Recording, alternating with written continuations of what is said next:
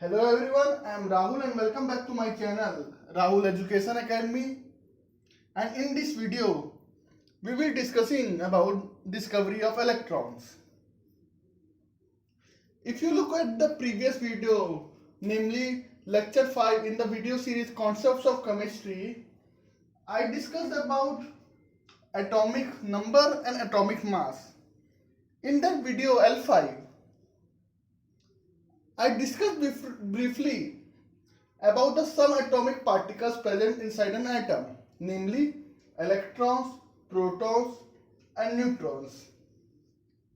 While today we know about properties of electrons, properties of protons, properties of neutron, and property of atom as a whole, there was a time where scientists were trying to understand what actually are the components present inside the atom and how to describe or define those subatomic particles. So there was one scientist called Michael Faraday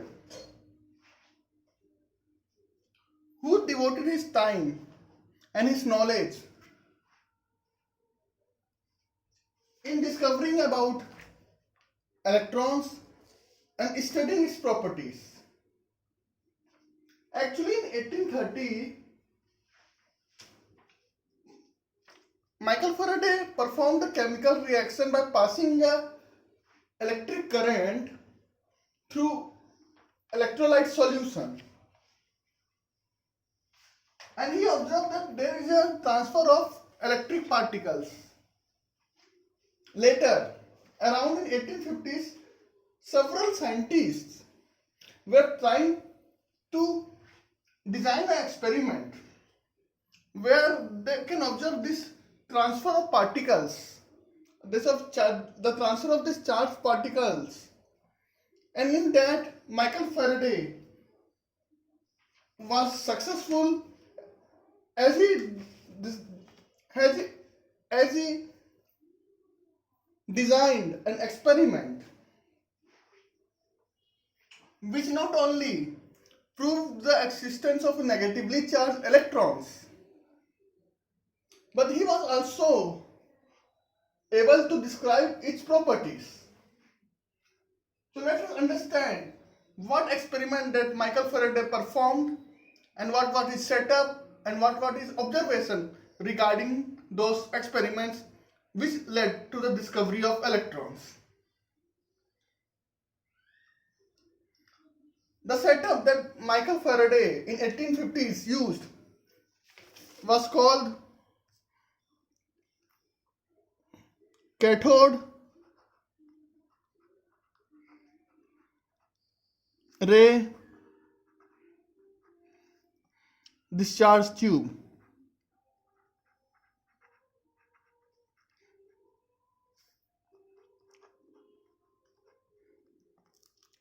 We will see shortly why it was called cathode ray discharge tube.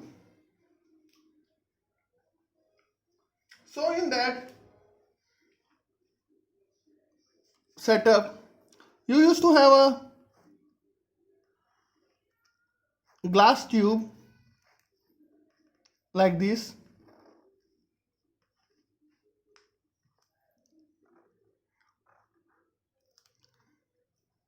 which with a joining vacuum pump.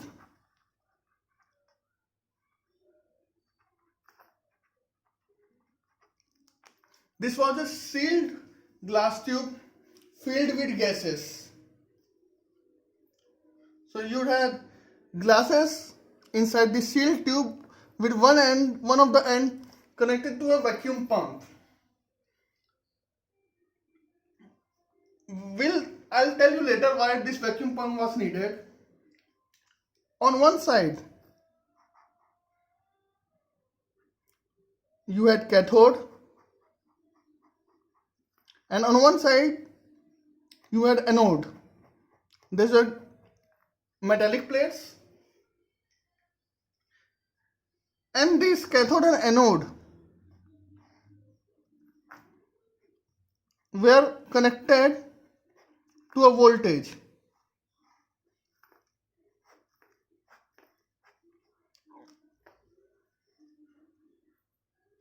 So you had anode on one side, which is positively charged.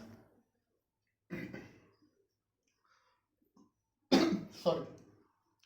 And cathode, which is negatively charged on one side.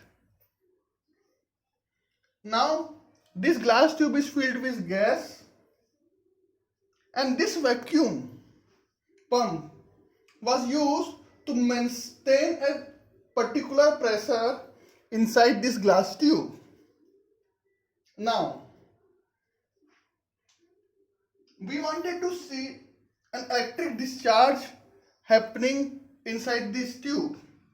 For that, there were two main conditions required. The two conditions were low pressure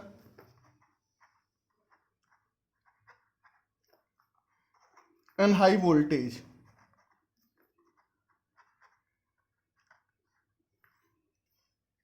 So whatever gas which is filled inside was kept at very low pressure, and a very high voltage was applied through this circuit between anode and cathode. What Faraday observed was that when there is a low pressure inside this gas tube and you have very high voltage applied, you will see electric particles traveling from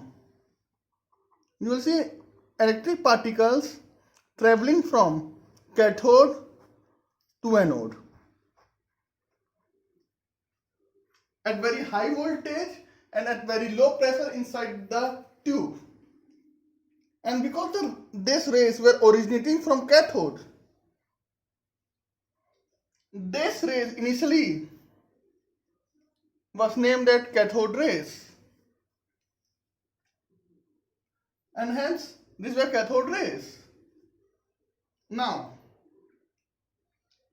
to further prove that there is indeed a transfer of charged particles happening from cathode to anode, Faraday modified the experiment a little bit. So he had the same glass tube,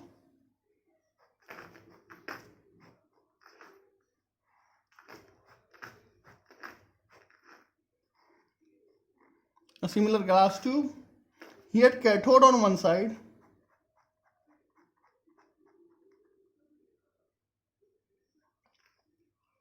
but what he did from the anode side,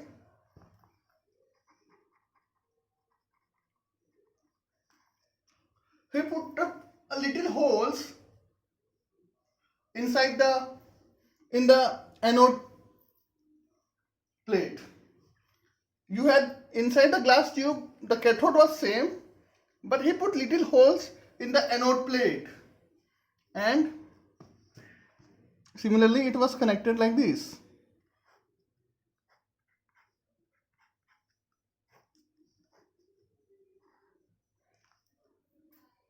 And what he did, in addition to the original experimental setup, apart from putting holes on the anode plate, is that he polished this glass surface with phosphorescence material.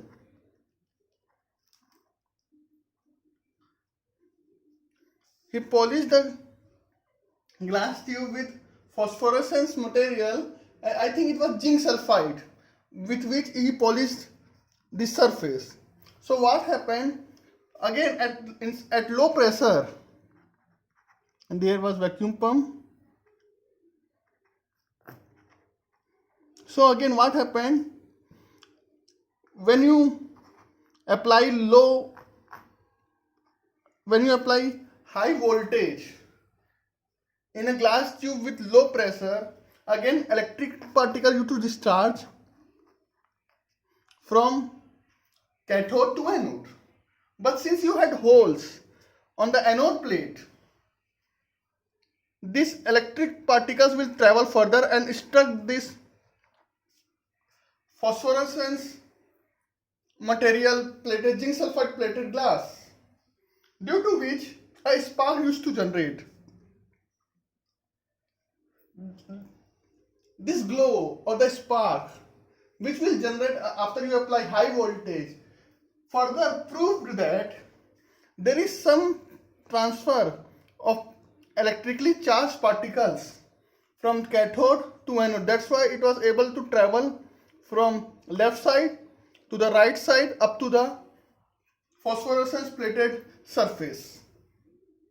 So by this experiment, he proved convincingly that there is a ray which is produced when you take a glass tube having a gas with low pressure, and when you apply a high voltage, there is a generation of electrically charged particles, and those travel from cathode to anode. Now, based on these experiments, he draws several conclusions, some of which I have already discussed, but I will re-summarize the conclusions that he has drawn from this cathode discharge tube experiment. So the conclusions he drawn from these experiments were as follows. The first conclusion he drew was cathode rays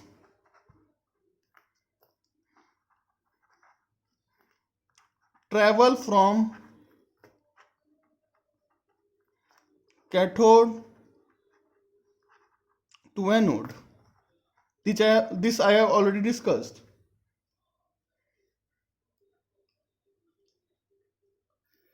Second, in the absence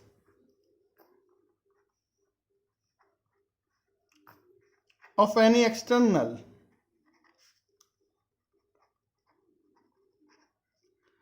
electric or magnetic field, these rays travel in a straight line.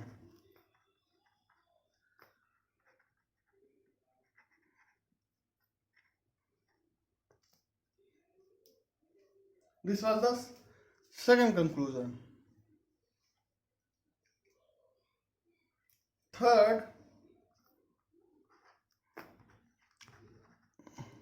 in the presence of any external electric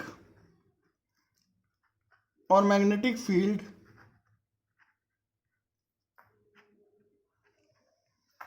these rays behave similar to a negatively charged particle, and hence it was concluded from this third point that in the presence of any external electric or magnetic field, these rays behave similar to a negatively charged particle, that these rays were indeed electrons, because electrons were also negatively charged. So hence, this third point proved that those cathode rays were actually electrons.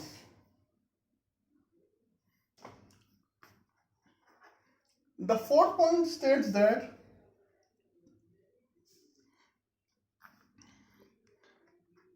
these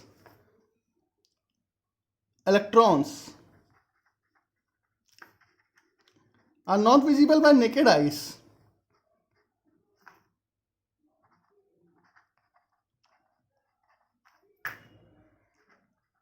but create a spark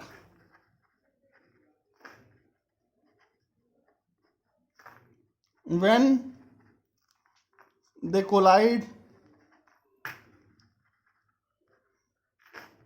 with a fluorescence or phosphorescence surface. So electrons were not visible by naked eyes, but they will create a spark when they travel from cathode to anode, and then they struck the fluorescent or phosphorescent material.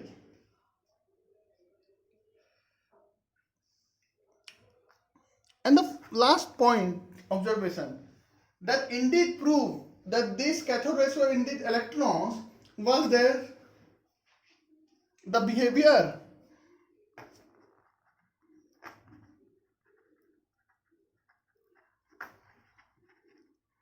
of these rays was independent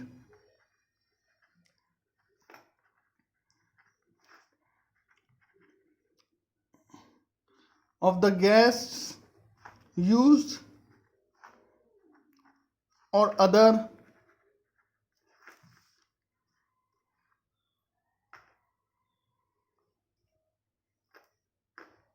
factors such as the pressure. So in all cases it was shown that no matter which gas you used inside that gas tube, the cathode ray discharge tube, they used to tell the same properties. That means these cathode rays are independent of the gas used for this experiment. This means these cathode rays are fundamental particles. So these are fundamental particles and they are negatively charged. So that means they are electrons. So these 5 observations altogether confirmed that these 5 observations from the experiments and confirm that the cathode rays are indeed electrons. So this was an important milestone way back in 1850 to understand atoms and its subatomic particles such as electrons, protons and neutrons. In the next lecture, we will further explore about electrons in next few videos. I hope you like this video. If you have any question or query, or you have any confusion regarding any part which I have explained in this video, please comment and tell me in the comment section, so I will look into it and will try to answer your queries as soon as possible. If you like this channel and the videos that I have been uploading regularly, please like, comment, share and do subscribe. Thank you.